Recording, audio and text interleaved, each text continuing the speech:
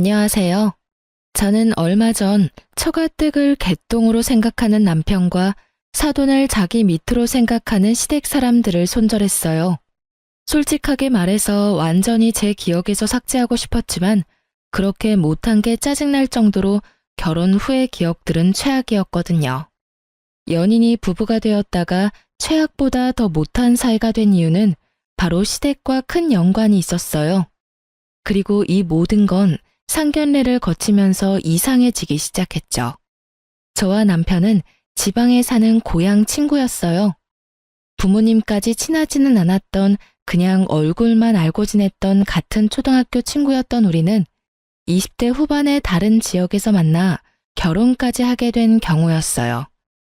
시댁이 친정보다 잘 사는 건 그간 남편과의 만남을 통해 알고 있었지만 상견례 날에는 그보다 더 큰 충격이 기다리고 있었어요. 그날 친정아버지와 시부가 아는 사이라는 걸 알게 됐어요. 시부는 상견례 당시에 꽤나 잘 나가는 음식점을 운영 중인 사장님이셨고 친정아버지는 중소기업에서 일하는 직장인이었죠. 그런 두 사람 사이에 접점이 있을 거라고는 생각도 못했는데 알고 보니 두 분 젊은 시절에 같은 직장에서 일했다고 하더군요. 그것도 상사와 부하 관계였죠. 두 사람의 표정으로 보아 그다지 좋은 사이는 아니었던 것 같았어요. 하지만 그 상황에서 물어볼 수도 없었고 상견례가 끝나고 나서 아버지도 시부도 별 말이 없었으니 저도 남편도 별 생각 없이 지나쳤죠. 저는 좋은 날을 앞두고 분란을 일으키고 싶지 않은 심정이었고 남편은 귀찮은 걸 싫어하는 편이었으니 그냥 지나친 거죠. 그래서는 안 됐는데 친정아버지도 제가 결혼을 앞두고 불행해지는 걸 원하지 않았으니 아무 말 하지 않았던 거였어요. 이때 아버지는 알고 계셨던 거예요. 시댁 어른이 어떤 사람인지를요. 결국 나중에 결혼을 하고 나서야 알게 됐어요. 저희 아버지가 사돈댁 두 사람을 보고 그리 좋아하지 않았던 이유. 바로 시부도 시모도 사람을 아낄 줄 모른다는 점을 친정아버지는 알고 계셨던 거예요. 결혼 후 시부모는 저희 친정을 언제나 아래로 보며 하등하게 취급했거든요. 알만 사돈이지 예전에 자기 부하 취급하던 행동을 제 앞에서도 아버지에게도 그대로 하더군요. 그 모습에 정말 너무 어이가 없었어요. 상견례 때 아버지 모습을 보고도 별 생각 없이 결혼을 했던 저는 저와 친정이 시댁에서 어떤 취급을 받는지 아버지에게 말하고 싶지 않았어요. 제 자존심의 문제가 아니라 부모님이 상처받는 게 싫었고 결혼한 자식이 불행하다고 하면 부모님이 느낄 안타까움과 슬픔이 짐작도 안 갔으니까요. 결국 제 잘못인 거죠. 참고 살아보겠다고 결정한 그 다짐이 제 발목을 잡을 줄 몰랐으니까요. 말은 참을 수 있었어요. 제가 듣고 그냥 넘기면 되잖아요. 뭐라고 짓거리건 그냥 앞에서 흘려넘기면 될 일이고 제 기억에 남아있는 것들은 그냥 제 기억에만 남겨놓으면 된다고 생각했는데 제가 아무렇지 않게 받아들여 넘길수록 시부모는 더욱 수위를 높여 저와 제 친정에 대해 비난을 하고 아랫사람 취급을 하더군요. 그 사람들이 그런 말을 하는 건 순전히 저를 괴롭히기 위함이라는 생각이 들었어요. 제 아버지가 자기 부하 직원이었다는 걸 알고 나서는 며느리가 아닌 부하 직원의 딸처럼 보였나 봐요. 게다가 시무는 며느리가 뭐 하나 잘난 구석이 없다며 매번 저를 폄하하고 욕하기 바빴어요. 이상하죠? 결혼 전에 만나서 식사 사드리고 선물 사드릴 때는 좋아서 입이 찢어질 정도로 웃더니 말이죠. 고작 아버지가 시부의 직장 부하였다는 이유만으로 저에 대한 취급이 하루아침에 바뀌어버린 거죠. 그렇게 참고 지내던 제가 폭발한 적이 있었어요. 결혼 직후 처음 맞이한 명절이었죠. 저와 남편은 양쪽 집에 드릴 선물을 미리 준비했고 용돈 봉투도 이미 준비를 다 한 상태였어요. 그렇게 시댁에 갔고 평범하게 하루가 잘 지나갔어요. 이후 친정에 들르기 위해 시댁에서 나오는데 시모가 제게 선물 세트를 하나 건네더군요. 아버지한테 갖다 드려.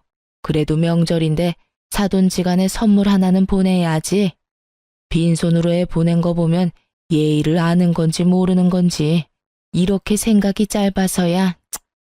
선물을 건네며 함께 받은 말은 돕겠지만요. 이 정도면 대놓고 저희 부모님이 시댁에 선물을 하지 않은 걸 욕한 거나 마찬가지였죠. 선물을 준비했을 거라고는 생각을 못했기에 저도 그 말에 답을 못했어요. 그래도 시댁이 저와 친정을 생각해줬다는 생각에 마음이 좀 편해진 상태로 친정에 향했죠. 그리고 친정 부모님께 시댁에서 보낸 선물 세트를 건네고 시간을 보냈어요. 아버지는 좀 떨떠름해 보였지만 선물이 들어왔으니 남편에게 고맙다는 말을 전했어요. 그렇게 이야기하고 놀며 저녁 시간이 되어서 어머니는 들어온 선물 세트로 맛있는 음식을 해보자며 선물 세트를 열었어요. 저희가 받아온 건 말린 버섯 세트였어요. 그런데 쇼핑백에서 꺼낸 순간 모든 사람들이 깜짝 놀랐어요. 버섯 가득 곰팡이가 퍼져 있었거든요. 받아서 가지고 온 지 24시간도 지나지 않았는데 이런 곰팡이가 생길 리는 없었고 처음부터 곰팡이 생긴 걸 줬다는 게 더 맞는 말이었죠. 저는 경악, 아버지는 침착, 어머니는 정색. 그 와중에 남편은 자리를 슥 피하더군요. 저는 너무 화가 나고 어이가 없어서 밖으로 나간 남편에게 쫓아갔어요. 남편이 차로 가는 걸 확인하고 남편을 불러 세웠어요. 잠깐 서봐. 당신 이거 알고 있었어? 저렇게 곰팡이 피인 유통기한까지 벌써 지난 버섯인 거 알고 있었냐고. 나도 몰랐어. 쇼핑백에 들어가 있는데 내가 어떻게 알겠어? 남편도 당황스러운 표정인 건 마찬가지더군요. 어머님이 왜 이런 걸 우리 집에 준 거야? 내가 아무리 싫으셨다 하더라도 이건 아니지. 어떻게 사돈 댁에 저런 물건을 보내? 아예 보내지 않았으면 이런 일도 없었을 거 아냐. 나도 모른다니까 왜 나한테 자꾸 화내? 그럼 내가 화 안 나게 생겼어? 그러는 당신은 왜 이렇게 조용한데? 장인 장모가 당신 부모님 때문에 화가 났는데 왜 이렇게 침착하냐고. 그럼 내가 어떻게 해야 하는 건데? 나한테 이러지 말고 당신이 직접 우리 엄마한테 말하던가. 어떻게 해야 하냐고? 그걸 몰라서 물어? 변명을 하던 핑계를 대던 뭐라도 말해야 할 거 아냐. 그러니까 나는 모르는 일이니까 당신이 우리 엄마한테 말하라고. 지금 내가 어머님한테 전화하면 좋은 소리가 나올 것 같아? 그러던지 말던지 난 모르는 일이니까 당신이랑 엄마가 알아서 해. 오늘은 여기서 못 잘 것 같으니까 나 먼저 갈게. 당신은 연휴 마지막까지 있다가 와. 결국 남편 놈은 빛보다 빠르게 사라지더군요. 그 모습에 열이 더 받은 저는 참을 수 없는 마음에 시모에게 전화를 걸었어요. 어머님, 보내주신 선물 세트 잘 받았어요. 그런데 혹시 유통기한 지난 거 알고 있으셨어요? 말린 버섯의 유통기한이 어딨니? 너 설마 나한테 지금 따지는 거야? 이래서 챙겨주면 안 되는 거야. 세상에 명절 선물 하나 안 보내는 작자들한테 선물 보내줬더니 말이야. 자기들이 보관 잘못해놓고 남 탓이나 하고 말이지. 그런데 가져온 지 하루도 안 지났어요. 곰팡이가 필 수 있는 상황도 아니었고요. 습한 곳에 보관하지도 않았는데 이미 곰팡이가 생겼어요. 어머님 탓이 아니라고 하셨지만 저희 잘못도 아니죠. 그래서 어쩌라는 거니? 곰팡이 폈다고 먹지를 못하는 것도 아니고 그냥 곰팡이 없는 거 골라 먹으면 될 거 아니야. 그렇게 먹어도 죽는 사람 아무도 없어. 맛에 문제 있을 것도 아닌데 왜 이렇게 호들갑이야? 그리고 넌 어떻게 시어머니한테 꼬박꼬박 말대꾸하면서 이렇게 때를 쓰고 난리야. 네가 지금 나한테 그런 소리 할 상황은 아니지 않아? 시모의 말을 들으니 정말 답답해서 미칠 것 같았어요.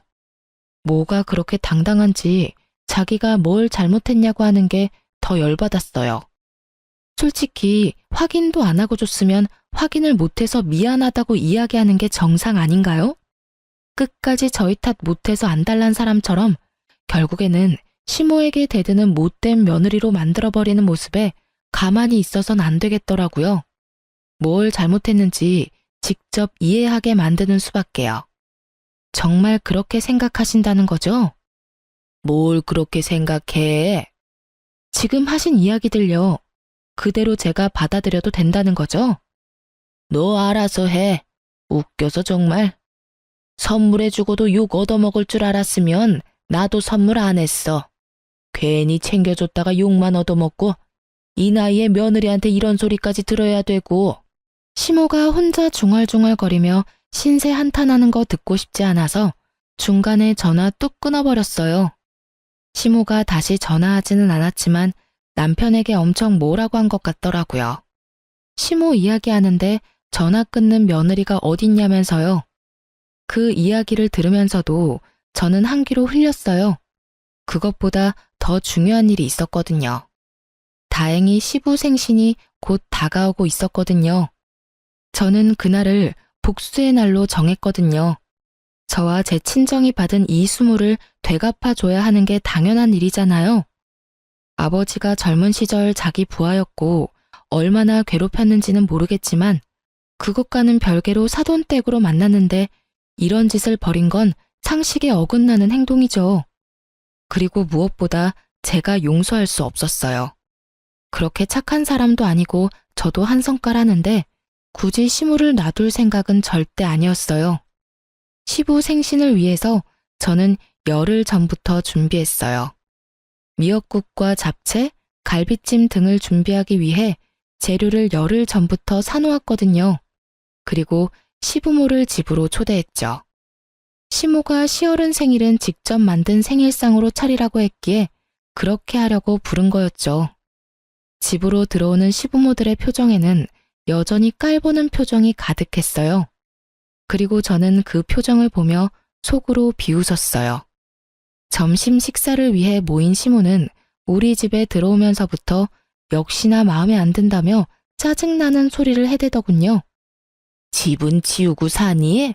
어떻게 이렇게 정리도 안 하고 살아? 우리 아들 불쌍해서 이런 집도 집이라고 같이 살고 있는 꼴 보니 에휴. 그러게요. 남편 버는 것만으로는 감당이 안 돼서 맞벌이 중인데 집안일이 모두 제 몫이라 감당이 안 돼서 그런가 봐요. 어머님이 이해하세요. 이 사람이 돈 못 버는 게 이 사람 탓은 아니잖아요. 시모의 표정이 순식간에 시뻘겋게 변하더군요. 그러게 말을 조심해야지. 집이 더러운 게 오로지 며느리 탓인 양 이야기하고 싶었겠지만 그게 제 탓만은 아니잖아요. 게다가 제가 시모의 말을 이용해 남편을 돌려가자 남편도 기분이 나쁜 표정이었어요. 그런데 집안일에 손도 안 댄 건 사실이니까 자기가 뭐라 할 말이 없으니 참고 있는 것처럼 보였어요. 식사나 하자. 시모는 목표를 바꾼 모양이었어요. 그쪽으로 저를 자극해서 얻을 것 없다는 걸 알았으니 음식으로 저를 혼낼 생각이었던 것 같더라고요. 물론 예상하긴 했죠. 그리고 입에 하나씩 반찬이 들어가자 여기저기서 소리가 튀어나오더군요. 뭐야? 무슨 갈비찜에서 누린내가 이렇게 나? 여보, 당신 맛 안 봤어? 미역국 맛이 이상한데 상한 거 아니야? 생신 잔치의 주인인 시부는 아예 먹던 걸 입 밖으로 뱉어내고 있었어요. 저는 천연덕스럽게 말했죠. 상했다고? 좀 오래되긴 했는데 상한 부분은 다 잘라내고 만들었어. 고기를 좀 오래전에 사놓고 넣어뒀던 거라 고기 들어간 음식은 다 맛이 이상했나 보다. 그래도 이거 먹는다고 죽는 건 아니잖아. 그게 할 말이야? 아니 어떤 며느리가 시부모 생신상을 오래된 고기로 만들어. 당신 장인어른 장모님한테 밥 대접할 때도 오래된 고기 쓸 거야? 그럴 리가 있겠어? 우리 부모님은 오래된 거 못 먹으셔. 유통기한 임박한 것도 불안해서 못 드시는 분들인데 내가 왜 그런 걸 대접해? 그걸 말이라고 해? 지금 당신이 처갓집이랑 우리 집 차별하고 있잖아. 차별이야? 이게? 어째서? 나는 어머님이 나한테 저번 명절에 하신 말씀대로 하고 있어. 그렇죠, 어머님. 갑자기 화살이 자기에게로 몰리자 시모가 당황한 표정으로 저를 바라보며 말하더군요. 난 그런 적 없어. 내가 언제 오래된 고기로 반찬하라고 했니? 이상하네요. 어머님 저번에 저희 친정에 유통기한 지난 거 주시면서 그렇게 말씀하시지 않았어요? 곰팡이 없는 부분만 먹으면 된다고요. 그렇게 먹어도 죽는 사람 아무도 없다고 하셨잖아요. 그래서 저는 어머님이 유통기한 지난 재료로 음식 만드는 거 좋아하시는 줄 알았지 뭐예요. 그래서 저도 최대한 취향 맞춰드리려고 열흘 전부터 고기 사서 숙성시켜뒀는데 어디가 잘못된 거죠? 제 말에 세 사람이 모두 말도 없이 저만 쳐다보더군요. 저는 당당했어요. 시작은 지들이 먼저 했지 제가 한 건 아니니까요. 너 설마 그날 그 일 마음에 두고 이런 일 벌인 거니? 시아버지 생신에? 이런 일을 벌이다뇨. 어머님은 그때 우리 집에 곰팡이 핀 물건 주면서 일부러 당당하게 구신 건 아닐 거잖아요. 곰팡이 핀 물건이라도 소중한 거라고 생각하라고 말씀하신 게 어머님이시니까 저도 그 말 그대로 존중해 드린 거죠. 설마 이게 실례라고 말하지는 않으시겠죠? 그렇다면 그때 우리 집에 그런 물건 주신 건 어머님이 실례하신 일일 테니까요. 제 말에 시모는 아무 말도 못하고 버벅거리고 있더군요. 남편도 놀란 얼굴로 저를 쳐다보고요. 다들 그런 생각이 들었을 거예요. 눈앞에 있는 이 여자가 얼마나 집요하게 그때 일을 생각하고 이런 짓을 벌였을까 하고요. 실례라면 제가 사과드릴 수도 있어요. 그렇지만 진짜 실례면 어머니도 저희 부모님께 사과하셔야겠죠? 그 말에 할 말이 없는 시모는 저를 노려보기만 할 뿐이었고 사과할 생각은 전혀 없어 보였어요. 하긴 사과를 할 사람이었으면 제가 이런 짓도 안 했을 테죠. 저는 시부모에게 대놓고 말했어요. 받은 대로 해드리는 것뿐이에요. 그러니까 앞으로도 시댁 행사에는 어머님이 좋아하시는 유통기한 지난 재료 넉넉히 써서 음식 해드릴게요. 그 말에 남편은 난감한 표정이었고 시모는 분한 표정이었어요. 하지만 할 말이 없겠죠. 제가 틀린 말 한 건 아니잖아요. 그리고 다 뿌린 대로 거두는 거잖아요. 결국 그 일 이후로 시부모님은 저한테 음식을 하라고 말하지도 않고 물건을 저한테 주지도 않았어요. 안 받고 안 주는 게 제일 깔끔하죠. 그런데 역시나 끝까지 저희 부모님께 사과는 안 하더라고요. 모가지가 얼마나 빳빳한지. 그 일이 있고 나서 저와 시부모는 이미 건널 수 없는 강을 건넌 것처럼 사이가 확실하게 나빠졌어요. 대놓고 저한테 뭐라고 하지는 않았지만 표정과 행동에서 보이는 것도 있잖아요. 그래도 저는 별로 신경 안 썼어요. 시댁이란 건 안 보면 그만이고 정말로 더 큰 일이 생기면 진짜 이혼해버려야겠다고 생각하고 있었거든요. 생각 외로 별탈 없이 시간이 지나면서 친정의 제 할아버지가 돌아가셨어요. 그리고 저희 친정 아버지에게는 조부의 유산으로 땅이 하나 생겼죠. 별로 신경 안 쓰고 있던 땅이었는데 그 땅 주변이 예전보다 발전을 많이 하는 바람에 값이 예전보다 많이 올랐더라고요. 아무리 지방의 소도시라도 땅 평수가 작지 않으니 가격은 좀 됐어요. 친정아버지는 그 땅을 팔아 건물을 하나 사고 싶다고 했어요. 그곳보다 좀 더 번화한 곳에 있는 4층짜리 건물이요. 일단은 땅을 팔아야 했는데 땅을 팔자마자 시부에게서 아버지에게 연락이 왔어요. 잠깐 보자는 말이었죠. 저는 아버지와 함께 시부를 만나러 갔어요. 시부는 시모와 함께 나와 있었는데 대뜸 하는 말이 웃겼죠. 그래, 사돈. 내가 들어보니 얼마 전에 돈이 좀 생겼다던데 그거 투자할 생각 없나? 우리도 가게를 좀 더 번화한 곳으로 이전하고 싶은데 돈이 좀 모자랐거든. 우리들 사이이기도 하고 돈 좀 빌려주면 내가 나중에 더 크게 갚아줄 수 있는데 어때? 저는 시부의 그 말에 남편을 째려봤어요. 아버지가 땅을 팔아서 돈이 생겼다는 말을 남편에게만 했었는데 그걸 그대로 시부에게 가서 일러 바칠 줄은 몰랐거든요. 선배, 그건 못 들어드릴 것 같습니다. 저희는 그 돈으로 다른 걸 하려고 생각 중이라서요. 사실은 이 사람이 아니, 내가 돈을 달라고 한 것도 아니고 빌려달라고 했다는 것뿐인데 그걸 이렇게 매몰차게 거절을 해? 돈 생기더니 사람이 변하네. 이래서 졸부는 안 되는 거야. 돈 생기니까 봐라. 이제는 선배 취급도 안 해주잖아. 정말 너무하네요. 여태껏 저희가 며느리한테 부족하게 한 것도 없는데 겨우 돈 5천만 원 빌려달라는데 그걸 거절해요? 세상에. 이래서 사람 속 모른다고 염치가 없어도 유분수지. 별 볼 일 없는 며느리 들여서 고생하는 우리는 생각도 안 하고 자기들끼리 잘 살자고. 저와 친정까지 싸잡아 비난하는 시부모를 보는 저와 아버지는 정말로 당황했어요. 저희가 그 뒤에 꺼낼 이야기가 시부모에게 그리 나쁜 이야기는 아니었거든요.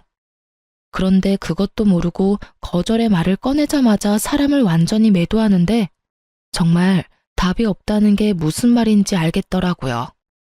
결국 아버지도 열을 받았는지 조용하시던 분이 한마디 꺼냈죠. 돈 맡겨놨습니까? 아무리 사돈이라도 정도가 있는 법이지. 손에 칼만 안 들었다 뿐이지 완전 날강도 아니오. 결국은 친정아버지가 먼저 자리를 떴어요. 저와 남편은 중간에서 난감한 상황이었죠. 이 일만으로도 제 머릿속이 엉망이었는데 더 안 좋은 일은 그 뒤에 일어났어요. 남편과 시부는 그 뒤로 제게 냉랭하게 대했고 저는 아무런 말도 건넬 수 없었죠. 남편과 이야기를 해봐야겠다 싶은 마음에 연차를 쓰고 남편과 시부가 일하는 음식점으로 갔어요. 그런데 가게 안으로 들어가기 전 유리병 너머로 남편과 가게 여직원이 이야기하고 있는 게 보이더군요. 그런데 남편 손의 위치를 보고 제가 폭발할 뻔했거든요. 여직원 허리에 손을 얹고 있었고 여직원은 뭐가 좋은지 하하호호 하며 몸을 찰싹 붙이고 있었어요. 너무 열받은 제가 문을 열고 들어가며 소리쳤죠. 지금 뭐 하는 짓들이야? 저를 보고 남편과 상간녀는 깜짝 놀란 모양이더군요. 당신 이게 뭐야? 설마 가게 여직원이랑 바람났어? 여보, 그게... 난감해하는 남편과 모른 척하며 눈을 피하는 상간녀를 보니 억장이 다 무너지는 기분이었어요. 저는 남편에게 소리쳤죠. 내가 당신하고 이야기하려고 여기까지 왔는데 설마 이런 걸 보게 될 줄 상상도 못했네. 얼마나 됐어? 어디까지 갔어? 왜 이리 소란스럽냐? 제 목소리에 튀어나온 시부가 뚱한 표정으로 저를 보며 한마디 하더군요. 넌 여기 왜 왔어? 남편 일하는 곳이 음식점이라서 편하게 들락날락해도 된다고 생각하냐? 그리고 남편 일하는 곳에서 소리 지르는 건 네 아비가 가르치든? 결국 또 말끝에 아버지를 걸고 넘어지는 시부를 보며 아니 이 상황에 대해 아무 말도 하지 않는 시부를 보며 저도 부글부글 끓었죠. 아버님, 아버님도 아셨어요? 이 사람 여기서 바람 피우는 거? 소리 지르지 말래도. 바람을 피우든 뭘 하든 네가 뭔 상관이야. 며느리로서 네가 마땅히 해야 할 일도 하지 않는데 아들이 바람 피우는 건 어쩔 수 없지. 도움이 안 될 거면 가만히라도 있어라. 그럼 다 알고도 지금 저한테 제가 며느리로서 뭘 못했는데요? 내가 머리 숙이고 들어가서 돈을 빌려달라고 했으면 네가 나서서 일이 잘 되도록 했어야 하는 거 아니냐. 그런데 가만히 앉아서 지켜만 보고 있는 꼴이라니. 도움도 안 되는 며느리보다야 보는 맛이라도 있는 여자가 더 낫겠지. 이게 지금 저희 아버지가 돈을 안 빌려줘서 제가 이런 취급을 당하는 거예요? 아니, 저희 아버지한테 돈 맡겨놓으셨어요. 돈을 주든 말든 그건 아버지 돈이죠. 세상 어떤 시아버지가 며느리한테 친정집 돈을 내놓으라고 시킬 수가 있어요? 못할 일도 아니지. 별 볼 일 없는 너 며느리로 받아들였으면 은혜 갚을 생각은 하지도 않고 네가 어디 가서 우리 아들처럼 괜찮은 남자 만날 수 있을 것 같냐? 네가 도움이 안 되면 우리가 너 쳐내면 그만이야. 쳐낸다고요? 이혼이라도 하라는 말이에요? 말해봐. 당신도 나랑 이혼하고 싶어? 이보세요, 아주머니. 그걸 물어봐야 알아요? 아버님도 당신 남편도 제가 좋다는데 뭘 그렇게 애절하게 매달리고 난리야. 나 같으면 자존심이 상해서라도 이혼해 주겠네. 눈치가 없는 건지 자존심이 없는 건지. 상간녀의 말에 저도 눈앞에 보이는 게 없이 빡 돌아버렸죠. 넌 뭘 잘했다고 입을 놀려, 상간녀 주제에. 내가 이혼하면 너도 네 옆에 그 인간 쓰레기 같은 놈도 나한테 위자료 줘야 하는 건 알고는 있니? 내가 왜 위자료를 내? 우리 집 무시하고 도움 하나 안 준 건 당신이잖아. 돈 좀 생겼다고 시댁 무시하는 거 그거야말로 당신 잘못 아니냐고. 위자료를 내더라도 당신이 내야지. 친정에서 시댁에 돈 안 빌려줬다고 위자료를 내? 가짜는 소리하고 지랄하네. 바람도 쓰레기 같은 네 놈이 피고 친정 욕도 내가 들었는데 왜 내가 위자료를 내? 그럼 이혼해. 나는 아쉬운 거 없어. 여기서 누가 잘못인지 법원에서 잘 가려서 알려주겠지. 얘가 못하는 말이 없어. 누가 너희 집을 욕해? 그리고 바람을 피우다니. 그냥 직원이랑 친하게 지낸 것뿐인데. 이제야 없었던 일로 치려는 시부를 보며 제가 코웃음을 쳤어요. 손바닥으로 하늘이 가려져요? 그 나물에 그 밥이라더니. 내가 이런 사람들하고 같은 취급 당하느니 차라리 이혼하고 말지. 한마디 던지고 저는 그 집을 나와버렸어요. 정말로 다 필요 없었거든요. 여직원이랑 바람나서 마누라 등한시한 인간 말종 같은 남편 새끼도, 그걸 보고 있으면서도 아무 말도 없었던 정신 나간 시부도, 정말로 그냥 싹 다 제 눈앞에서 없애버리고 싶은 기분이었어요. 하나라도 좋은 일이 없었다면 정말로 우울증이나 화병에 시달렸을지도 모르지만, 나쁜 일 겪으면 좋은 일도 온다고 아버지가 이혼 기간 중 조부의 땅을 팔아서 건물을 매입하게 됐어요. 그리고 저는 아버지를 대신해서 관리인으로 일하기로 했고요. 바쁜 아버지 대신 여러 가지 일도 처리했죠. 그러다 1층에 빈 상가에 계약할 사람과 만나기로 해서 그 빈 상가 옆에 있는 카페에서 기다리고 있었어요. 그 카페 사장님하고 나이 차이도 별로 안 나는 데다가 성격이 잘 맞아서 그곳에 앉아있는 일이 많았거든요. 카페 사장님이 화장실에 간 사이에 직원처럼 손님을 받아준 적도 많았고요. 그렇게 앞치마 메고 알바생처럼 하고 서 있는데 카페에 누가 들어오더군요. 저는 제가 기다리던 사람인가 싶어 쳐다봤는데 깜짝 놀랐어요. 전 남편과 시부였거든요. 이혼 서류에 아직 잉크도 마르기 전인데 이렇게 다시 만나니 새삼 분노가 다시 치밀어 올랐죠. 아이고, 그렇게 당당하게 이혼하고 나가더니 결국은 이런 데서 아르바이트나 하고 있는 거야? 이딴 카페 직원이나 하려고 이혼했냐? 그러게 내가 뭘 했냐?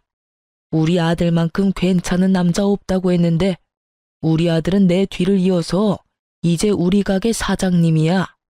옆에 있는 점포에 들어오게 됐는데 배가 아파서 어째? 아주 당당하게 비웃으며 저를 돌려가더군요. 그리고 그제야 알게 됐죠. 이 망할 인간들이 우리 건물 1층에 들어오고 싶어서 연락한 사람들이라는 걸요. 아는 지인을 통해서 자리를 보고 싶다고 했고 계약을 하고 싶다는 뜻을 비췄다고 해서 한 달이 건너서 약속을 잡은 거였는데 이 인간들인 걸 알았다면 거절했을 거예요. 그렇지만 이미 이 사람들은 여기에 들어온 상황이죠. 어이가 없어서 안 입고 온 표정 짓고 있으니 시부가 자기 상황도 모르면서 저한테 또 한마디 던지더군요. 옆에서 일한다고 우리 아들한테 꼬리치지 마, 응? 이미 이혼하고 남인데 콩고물 떨어지는 거 받아먹으려고 근처에서 알짱거리지 말라 이 말이야. 그러게 처음부터 네 아빠한테 말해서 돈 빌려주라고 했으면 이런 일 없었을 거 아니냐? 꼭 갑자기 돈 생긴 것들이 의리를 몰라요, 의리를. 내가 일할 때 챙겨준 게 얼만데 이딴 식으로 사람 뒤통수를 치고 말이지. 갑자기 돈 생겼는데 돈 빌려달라고 대뜸 달려들어서 물어뜯으려는 피라냐 같은 인간들은 어떻고요? 일할 때 얼마나 저희 아버지를 얼마나 잘 챙겨줬으면 얼굴도 보고 싶지 않았다고 학을 떼요? 그리고 지금 이 상황을 제대로 모르시는 것 같은데 제가 이야기하려는데 카페 사장님이 돌아왔어요. 그러고는 시부와 전 남편을 보더니 저한테 말하더군요. 혹시 오늘 여기서 보기로 한 사람들이에요? 저 옆에 들어올지도 모른다는? 보기로 한 사람은 맞는데 저 옆에는 안 들어올 거예요. 아버지가 절대로 허락 안 할 거거든요. 저와 카페 사장님의 이야기를 듣던 시부와 전 남편 표정이 당황스러움으로 변하더군요. 그럴 만도 하죠. 제가 앞치마 벗어서 사장님한테 건네줬으니까요.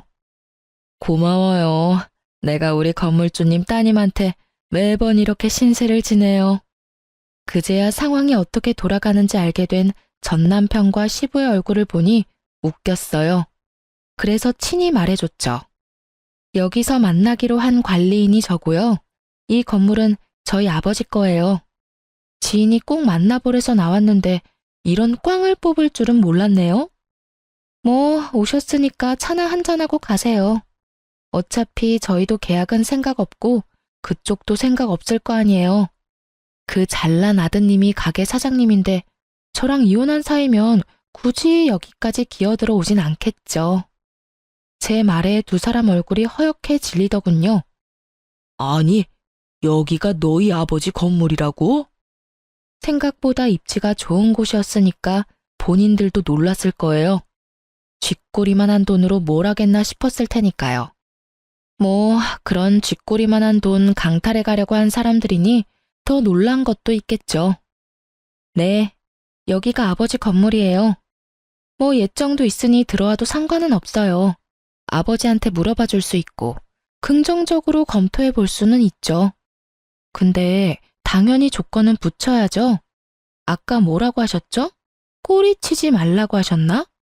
콩고물 얻어먹으려고 알짱대지 말라고 하셨나? 뭐 언감생심, 눈에 보이면 없던 마음도 생긴다고. 제가 건물주 딸이고 여기 관리인이라고 예정 운운하면서 들러붙지만 마세요. 솔직히 지금 상황에 누가 누구에게 꼬리를 쳐요? 이미 감정도 없고 볼 것도 없는 인간 쓰레기, 다른 여자가 주워서 쓰는 거 굳이 내 알 바 아니고요. 뭐 계약하고 싶으면 이런 거만 조심해 주시면 되거든요. 물론 이것도 아버지가 허락해야 하는 거지만 어떻게 하실래요? 제가 시부가 한 말을 그대로 되돌려주자 시부와 전 남편 얼굴이 벌겋게 달아오르더군요. 하긴 놓친 물고기가 얼마나 아깝겠어요? 저는 아버지의 하나뿐인 외동딸이고 아버지 돌아가시면 이 건물도 제 것인데 욕심에 눈먼 사람들이 얼마나 안타깝게 생각하겠어요. 아가, 사돈 한 번만 만나면 안 될까? 직접 만나서 이야기를 좀 하고 싶어서 그러는데. 누가 아가예요? 이혼한 지가 언젠데.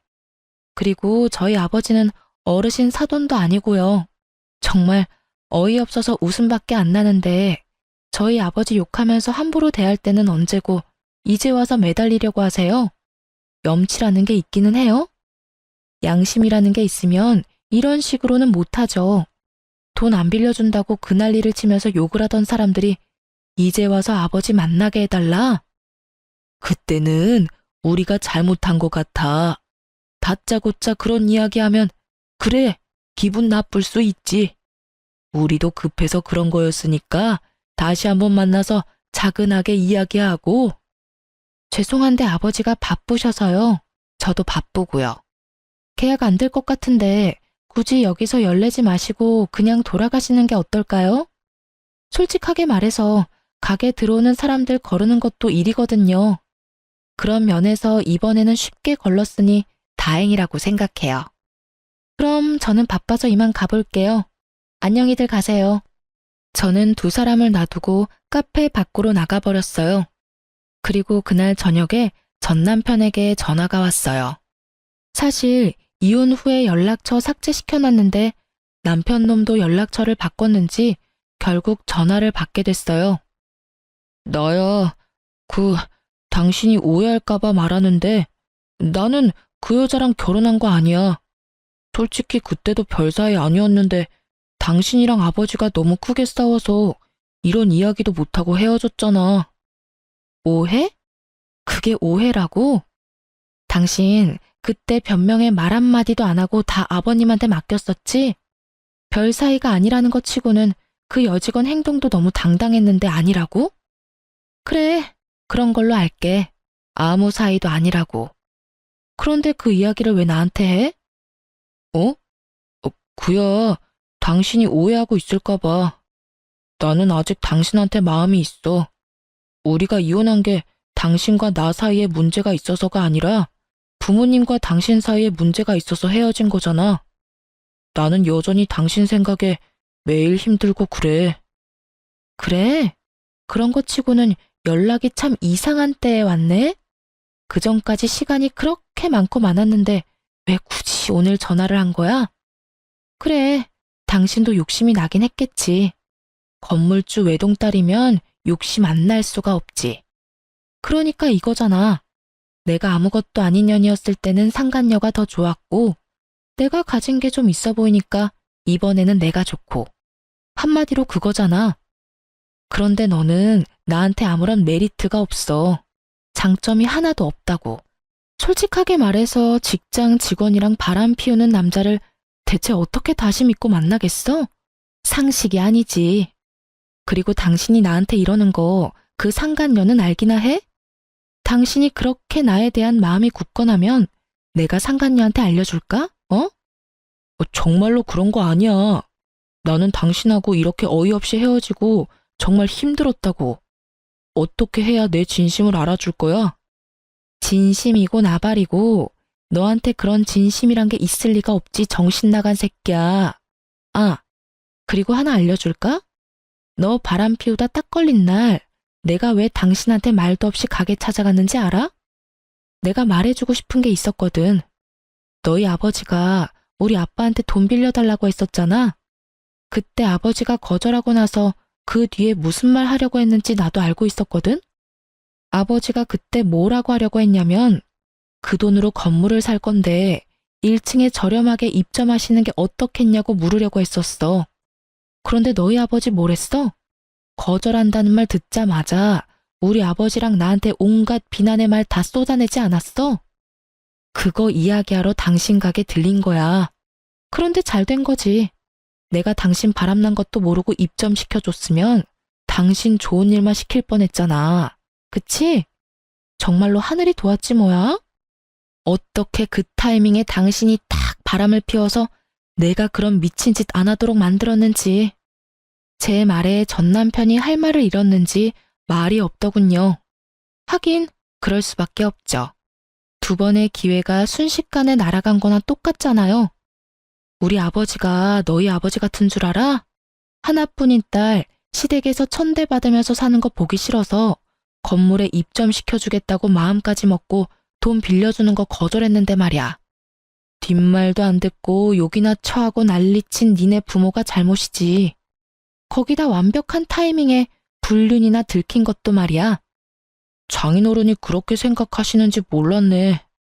당신이 안 믿을 수도 있겠지만 나 그 여자랑 진짜 아무 사이도 아니야.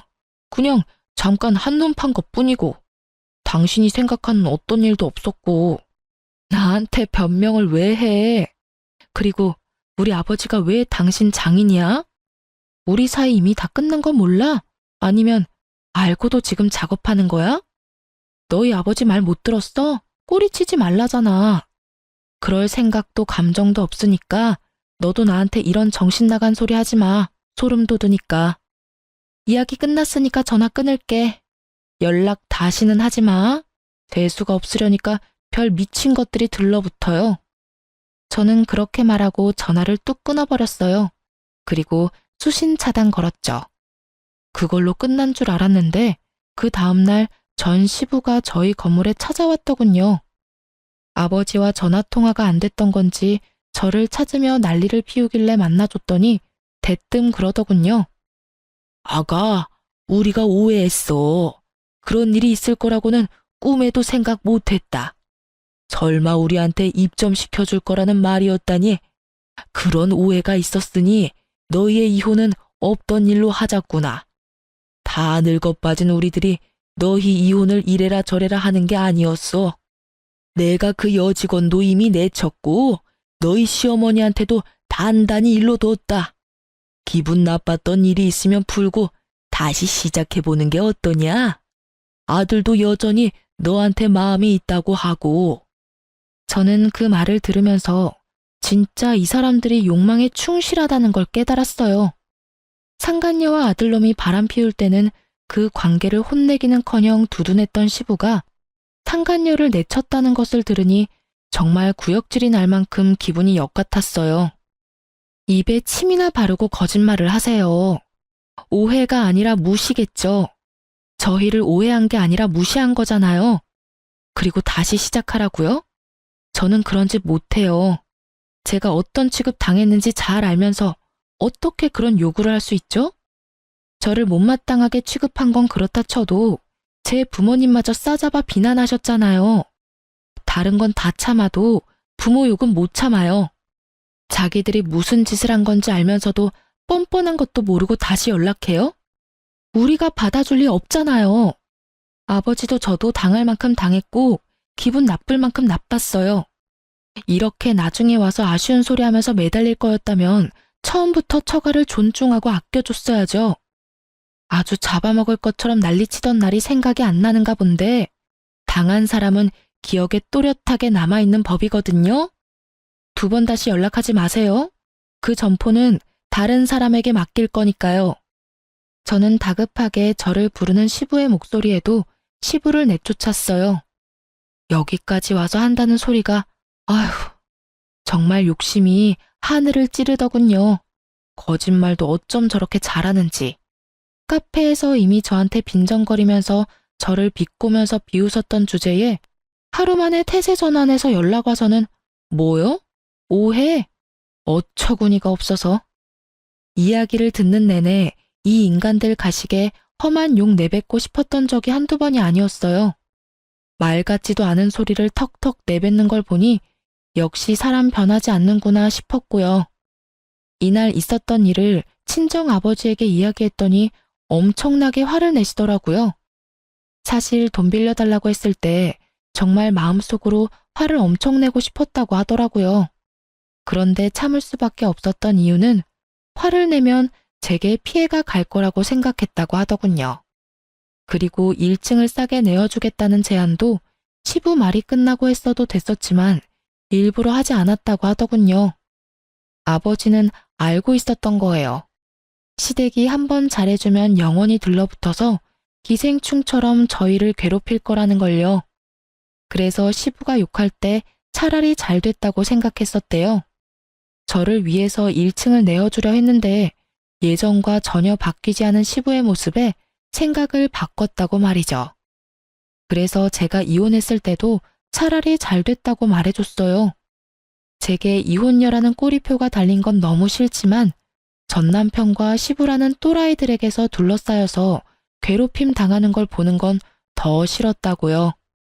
이혼은 신중해야 하는 것이고 되돌릴 수 없는 일이지만 세상에 되돌리지 않는 게 훨씬 나은 일도 있으니까요. 저처럼 말이죠. 정말 이혼 참 잘했다는 생각이 들어요. 처음부터 저런 본성을 알고 있었다면 아예 시작조차 하지 않았을 테지만 그건 제가 알 길은 없으니 지금이라도 헤어진 게 다행일 수밖에 없죠. 예전에 저처럼 고민하는 사람들이 있다면 말해주고 싶네요. 헤어지는 걸 두려워하지 말라고요. 천벌 받을 놈은 받게 돼 있고 뿌린 대로 다 거두게 되어 있으니 굳이 스스로를 힘들게 하지 마시고요. 좋은 일, 즐거운 일만 하기에도 짧은 시간인데 저를 괴롭히는 사람들에게 할애할 시간 같은 거 아예 없애버리는 게 차라리 정신건강에 좋으니까요. 저도 그런 마음으로 열심히 제 인생을 풍부하게 만들려고 노력하며 살고 있어요. 그리고 그 노력이 결실을 맺어 이렇게 사연글도 쓰고 있는 거겠죠. 지금까지 들어주신 분들 모두 감사합니다. 행복하세요.